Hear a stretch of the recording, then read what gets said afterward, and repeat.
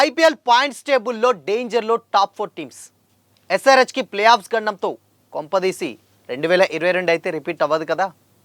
ఎక్కడ కంబ్యాక్ ఇచ్చారో మళ్ళీ అక్కడే ఫెయిల్ అయ్యారు. మరి ప్లే ఆఫ్స్కి దారులేంటి? Have a look.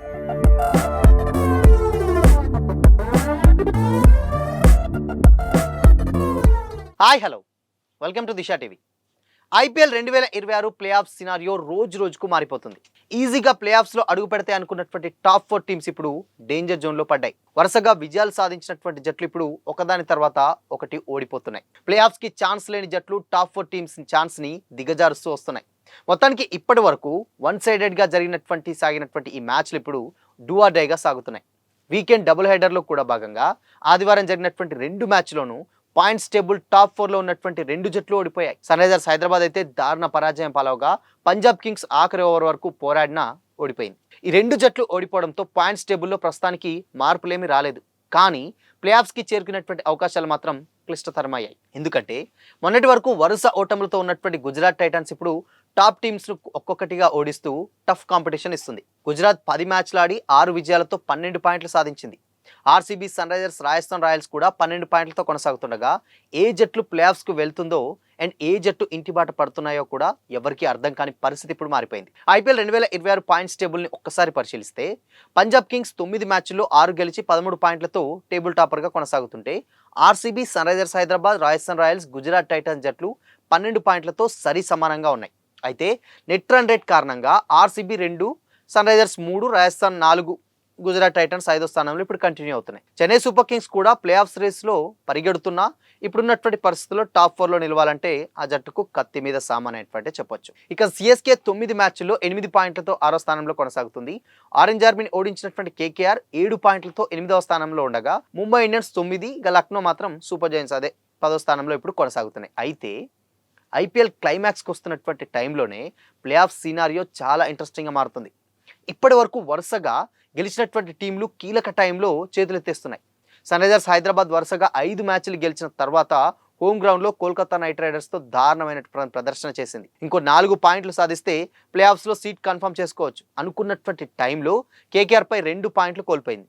దాంతో ఇప్పుడు సన్ రైజర్స్ ప్లే ఆఫ్స్ ఛాన్స్లు సన్నగిలుతూ వస్తున్నాయి. ఎందుకంటే ఇది చూసిన కొందరు ఐపీఎల్ 2022 సీన్ రిపీట్ అవుతుందేమోనని టెన్షన్లో ఉన్నారు. ఎందుకంటే ఈ సీజన్లో సన్ రైజర్స్ హైదరాబాద్ ఇప్పటి వరకు కూడా 10 మ్యాచ్లు ఆడితే 6 మ్యాచ్లు గెలిచి 4 ఓడింది. ప్రజెంట్ 12 పాయింట్లతో అయితే కంటిన్యూ అవుతున్నటువంటి సన్ రైజర్స్ పాయింట్స్ టేబుల్లో 3వ స్థానంలో ఉంది. ఆరెంజ్ ఆర్బీకి ఇంకొక 4 మ్యాచ్లు మిగిలి ఉండగా అందులో 2 గెలిస్తే ప్లే ఆఫ్స్లోకి ఎంట్రీ ఇచ్చినట్టే. ఇప్పుడు ఆ 2 గెలవడమే అగ్ని పరీక్షలా మారింది. ఇప్పుడు సన్ రైజర్స్ పొజిషన్ చూసినటువంటి ఫ్యాన్స్ కొంపదీసి 2022 సీన్ రిపీట్ కాదు కదా అని భయపడుతున్నారు.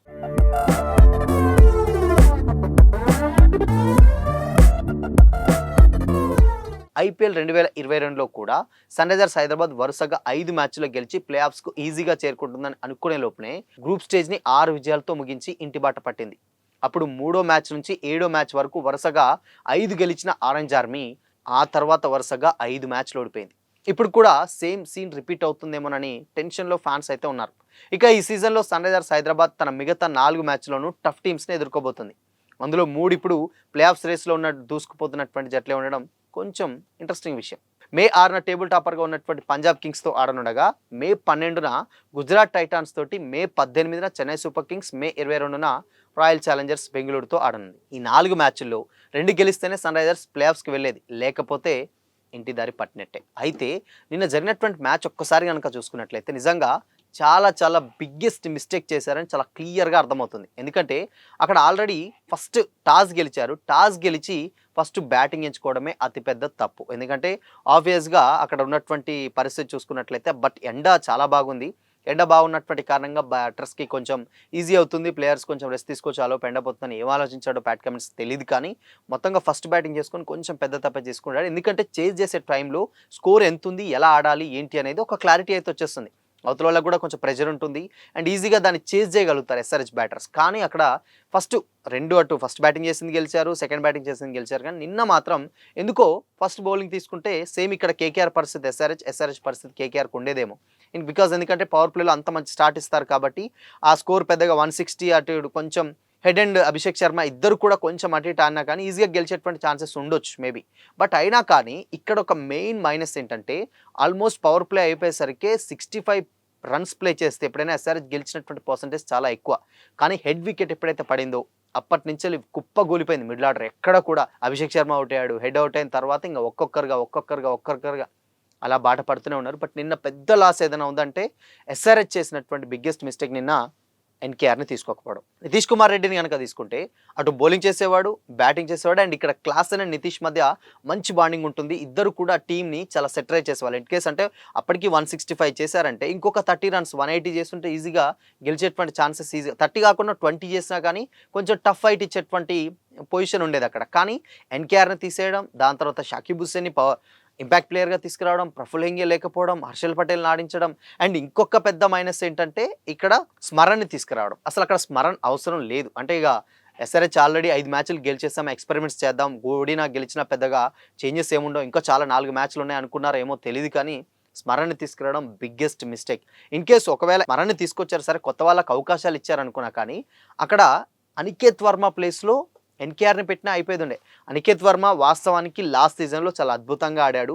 అండ్ కాటేరమ్మకి ఇంకొక పెద్ద కొడుకు తర్వాత ఇంకో చిన్న కొడుకు దొరికారని కూడా చాలామంది కామెంట్ చేశారు. కానీ ఈ సీజన్లో అనికేత్ వర్మ పూర్ గేమ్ ఆడుతున్నాడు. అటు బ్యాటింగ్ లేదు, ఫీల్డింగ్ లేదు, ఏది లేదు.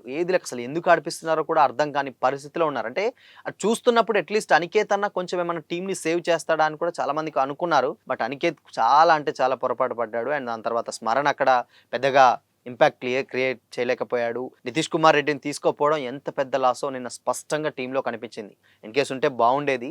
అండ్ ఆ అనికేత్ బదులు ఇన్ కేసు అనికేత్ను తీసేసి హర్ష్ దుబేని పెట్టుకున్నా బాగుండేది. హర్ష్ దుబే అంటే అక్కడ కేకేఆర్ వాళ్ళు చాలా 3 స్పిన్నర్స్ తోటి వచ్చారు. కానీ ఇక్కడ ఒక స్పిన్నర్ శివాంగ్ కుమార్. సో ఈ మిగతా వాళ్ళు ఎవరు కూడా లేరు. ఇన్ కేసు హర్ష్ దుబే ఉండుంటే హర్ష్ దుబే అండ్ శివాంగ్ కుమార్ వీళ్ళిద్దరూ ఏదో కొంత మ్యాజిక్ చేసేవాళ్ళని కూడా ఆడ క్లియర్గా అర్థమైంది. ఆ గ్రౌండ్ ఫస్ట్ చేసినప్పుడు హర్ష్ దుబేని తీసుకుంటే బాగుండు, కానీ హర్ష్ దుబేని కూడా తీసుకోలేదు. ఒక్క స్పిన్నర్ని ఆడించారు. మొత్తం నిన్న చాలా ఎక్స్పెరిమెంట్ చేశారు. ఆ ఎక్స్పెరిమెంట్ బెడిసికొట్టే అని అయితే చెప్పొచ్చు. సో మొత్తంగా నెక్స్ట్ సారైనా in case next team matches కన్నా పాత టీమే ఆడితే బాగుంటుందని కూడా చాలామంది కామెంట్ చేశారు. ఈజీగా హర్షల్ పటేల్ లేపేయచ్చు, పెద్ద ఇబ్బంది ఏం లేదు. ఆ ప్లేస్లో ఆబ్వియస్గా ప్రఫుల్ హెంగేని తీసుకోవచ్చు. ఎందుకంటే ఫస్ట్ ఓవర్లు కొంచెం బాధించుకున్నా కానీ దాని తర్వాత కొంచెం కట్టడి చేయాల్సినటువంటి బౌలర్ ప్రఫుల్ హెంగే. సో వికెట్స్ కూడా పడుతూ ఉంటాయి మధ్యలో. కాబట్టి హర్షల్ పటేల్ తీసేసి ప్రఫుల్ హెంగే, షాకిబ్ హుస్సేన్ అండ్ దాని తర్వాత నితీష్ కుమార్ రెడ్డి మాత్రం కంపల్సరీ మ్యాచ్లో ఉంటేనే ఆ బేస్ అనేది ఉంటుంది. బ్యాటింగ్ బౌలింగ్కి రెండింటికి కూడా ఆల్రౌండర్ ఉంటేనే ఎంత పెద్ద ఇంపాక్ట్ క్రియేట్ చేయగలుగుతాడో నిన్న ఎస్ఆర్హెచ్ టీంకి చాలా స్పష్టంగా కనిపిస్తుంది.